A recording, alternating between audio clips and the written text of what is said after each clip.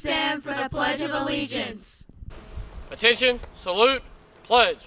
I pledge allegiance to the flag of the United States of America and to the republic for which it stands, one nation, under God, indivisible, with liberty and justice for all.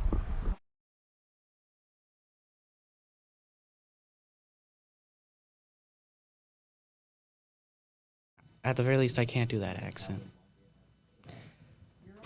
Good Thursday morning and happy Halloween, LHS. Welcome to the LHS News Magazine morning show for today, Thursday, October 31st, 2024. Instead of Friday night, it's Thursday night lights for the Redskins as they travel to Chattanooga to take on Red Bank. In that game, that will decide the region championship. Game time is 7 o'clock. Good luck to the Redskins tonight and safe travels to all that are headed to Chattanooga this evening. Any student that is going on the trip to Costa Rica in March, there will be a quick mandatory meeting on Friday during first lunch. A pass will be issued back to class. Key club members, dues or donut sales are due to guidance this Friday, November 1st. That's tomorrow. The Loudon High Guidance Office and Educational Talent Search are sponsoring an FCA ID help event on Tuesday, November 12th from 4 until 6 in the main hallway.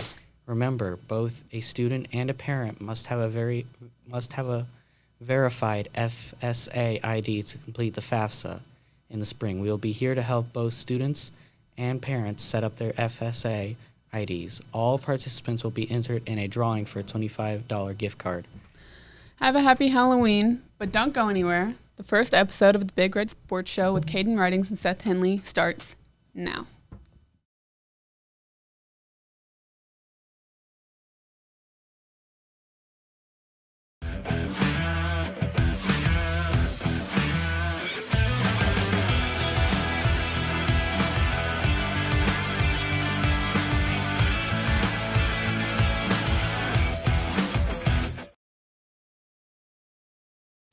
Good morning is right. I'm Caden Ridings, and I'm here with Seth Henley. And welcome to the Big Red Sports Show. The Loudon Redskins played last week to carry on their 9-0 win streak, where they faced Signal Mountain, and they'll take on this week Red Bank for the region championship.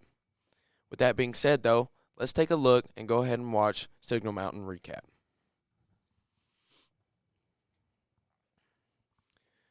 Bronson will take the snap from the shotgun, looks right, finds Kelso across the middle. Kelso makes his way outside, makes a man miss, breaks his way up the sideline, lays a nice hit. That'll be a first down for your Redskins.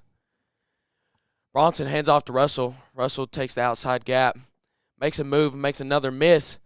And that'll be another first down right there for your Redskins. We got Scrivener and empty. He's looking. He hits the deep out route, and that's Kelso. Kelso will break a tackle. He's up the sideline with some speed. He'll break another tackle. He cuts back, and he has a blocker. Oh, he's got some open space. What's he going to do? Will he score? Will he score? Nope. No, he won't, and he is tripped up on about a 90-yard play. We got Scrivener. Hands off to Russell. Russell bounces outside, cuts back inside, bounces again, cuts back in. Man, I can't keep up. And he is moving the chains with ease. Elite Scrivener. vision. Scrivener. Ooh, look at him go. And he's making moves. He is in the outside. He's got a blocker in front. And he is hauling butt. Look at him go. And he's lowering his shoulder. Makes a huge hit. Redskins across midfield. They are dominating this game. Scrivener hands off to Russell again. In and out move. Cuts back in. Cuts out. Runs over a defender to get in the end zone. Yeah, he did. The refs will signal a touchdown. Give me 6. What a play right there. And that'll do it. Loudon 43, Signal Mountain 7, where they go on to dominate in every category. Just an absolute slaughterhouse for your Redskins. But with that being said, let's go ahead and move on to our interview and introduce our special guest, Charles Thomas. Come on in, Charles. Have a seat right here. Good to see you, man. Good to see you. Well, we'll start off with just a few questions and just kind of get your perspective on things and just see what you have to say. Okay.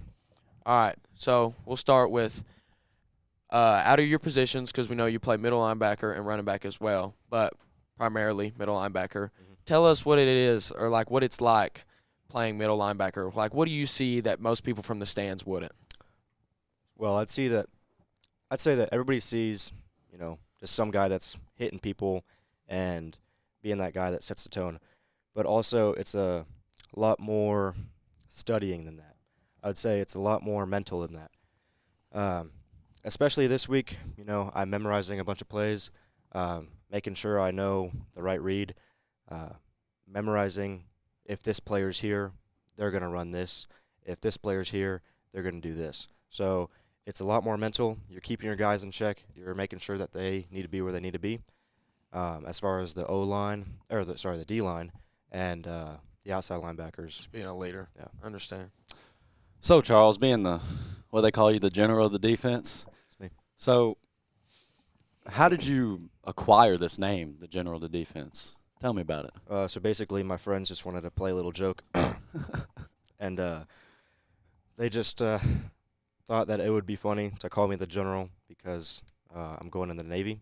Yeah. And which is the completely wrong branch for a general to be in. So but that's okay. So tell me, what should we call you instead of the general? I like the general. Okay. But if we're being, correct here, it would be the admiral. But The Admiral. Okay. But I think the general has a better ring. I like the Admiral, but I like the general better. I like the general better. So let me too. ask you one more question, Charles. Mhm. Being this guy that hits people and sets the tone, like you said, tell me about your pregame routine.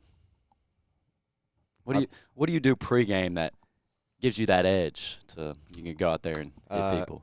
All right. So basically, all day the day before, well, I would say when I wake up game day, it's strictly rock music, nothing else. Strictly metal, actually. Okay. And I don't really talk much game day. I don't really goof around that much. I'm just trying to get basically as mad as I can at basically nothing. And then as it comes closer to game time, I get real quiet. I listen to some really, really hard stuff, and I basically think about every single person that has made me mad over the course of my life, and I just use that to absolutely kill people. So. And it works. If you haven't seen this man play, it does work. He does. So Especially when you're on the field with him. he Charles, needs to keep doing what he's doing. I got one more question for you. Yep. If you had to pick your favorite pregame meal, what's the answer?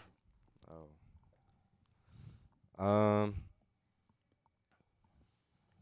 that's hard. I got to go with a classic.